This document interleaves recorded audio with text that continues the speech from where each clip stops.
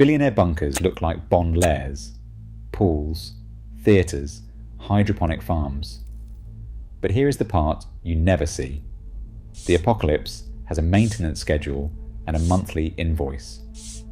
Today, we are going inside how real facilities like the 15-story Survival Condo in Kansas actually stay alive.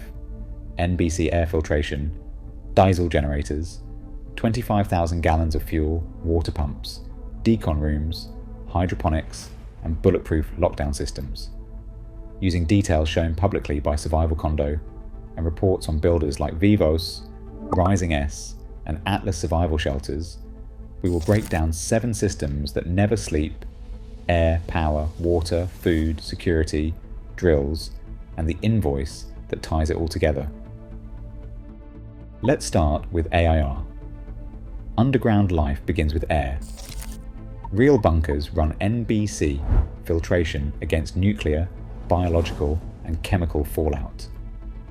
Bunkers feature thick walls and shock-absorbing concrete layers, but filters do not change themselves. Filter change cycles, positive pressure checks, and sensor calibration are recurring jobs. Regular drills for decontamination room use, mask and scrubs inventory audits, redundancy tests, and spare parts tracking all happen on a schedule. All of it runs on a clock. The luxury does not matter if the filters fail. Air is the first non-negotiable and a recurring line item. Clean air is also useless without power to push it, which brings us to the next system. 2 Caterpillar diesel generators can run an entire 15-story facility backed by submarine batteries. But none of this is set it and forget it. You need weekly and monthly test runs and load bank testing. You have oil, coolant, and parts schedules. There is a 25,000 gallon underground diesel tank with smart filtration. Fuel needs polishing and rotation to prevent degradation. Generators are the bunker's heart. Fuel is its blood, and both expire without regular attention and cash. Which brings us to the next life support system that cannot slip: water. Constant fresh water is not a luxury, it is survival.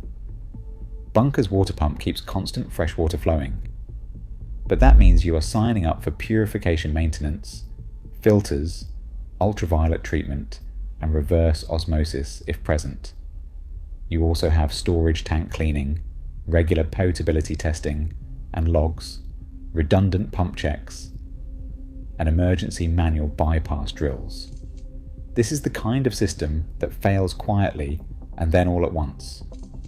It is also another spot where the numbers get insane. You are not maintaining a sink, you're maintaining a small municipal utility that you personally own underground. Even with water, people still need calories and a plan. Each unit can be provisioned with years of dehydrated and freeze-dried food, often 5 years per person, with claims of a 20-year plus shelf life. Survival bunkers should include a hydroponic garden, pantries, and a general store. That sounds like a cozy, dystopian Costco, until you remember you are now the supply chain. This takes work. First in, first out, inventory rotation, temperature and humidity control audits, periodic taste and quality checks, reorder schedules. Hydroponic garden upkeep includes nutrient balances, lighting cycles, and pest protocols. The general store acts as a distribution hub to track depletion. Relatable comparison time. Most of us buy spinach with the honest intention of eating it, then find it liquefied in the back of the fridge. Now scale that up to years of food per person, a store's worth of inventory, and a hydroponic system that needs constant tuning. Food is a clock. Rotation is the only way to stop it. Now the system that protects the food, and you cannot sleep either. Multi-layered access includes guarded driveways, camouflage shells, and armoured doors that can withstand massive force. Billionaire bunkers have a guarded private driveway, blast doors, a camo shell, tandem lockdown doors, bulletproofing, and a decon room. It even has a shooting range. Staff facilities are common in the industry, but hardware is only half the system. The other half is the unglamorous, never-ending work. Badge and keypad updates, camera and sensor maintenance, lockdown drills, decon practice, communications redundancy tests. Then there is staffing, 24/7 rotations, non-disclosure agreements, and standard operating procedure refreshers. Here is the punchline. You're not just buying a door, you are buying a payroll that keeps that door meaningful every day of the year. The human protocol is the rest, and it costs monthly. Systems also do not just exist, they must be exercised. Everything functional gets tested on a clock. Survival Condo emphasizes redundancy. The industry has a testing culture.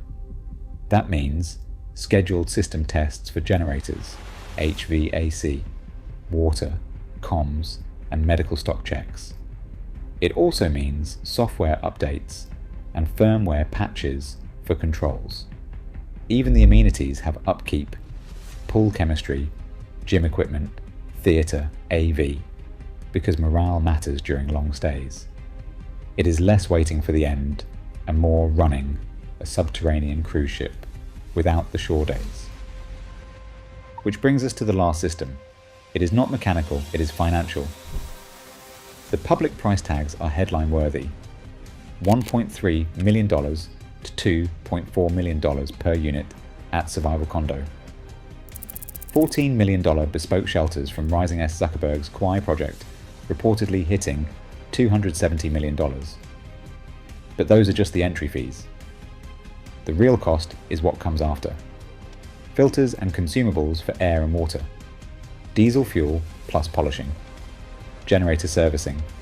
Battery maintenance and replacement cycles. Food rotation and restocking. Hydroponic supplies and power. Water testing. Chemical treatment. Security payroll. Medical readiness. Insurance. Software licensing. Monitoring. Inspections.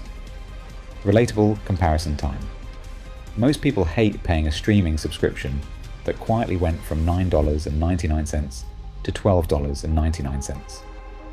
This is the same idea, except the subscription is for air, water, power, and security, and cancelling is not an option. The pool is not the expensive part. The AIR is. The silence is. The certainty is. Look, the luxury sells the dream. The OPEs keep you alive. Air, power, water, food, security, drills. Repeat. That is the rhythm of a home that never sleeps. In the end, even the end has overhead. Want a part 2, where we build a sample in monthly operations bill from public specifications? Comment Invoice and I will make it. Subscribe, hit like, and check out the next video.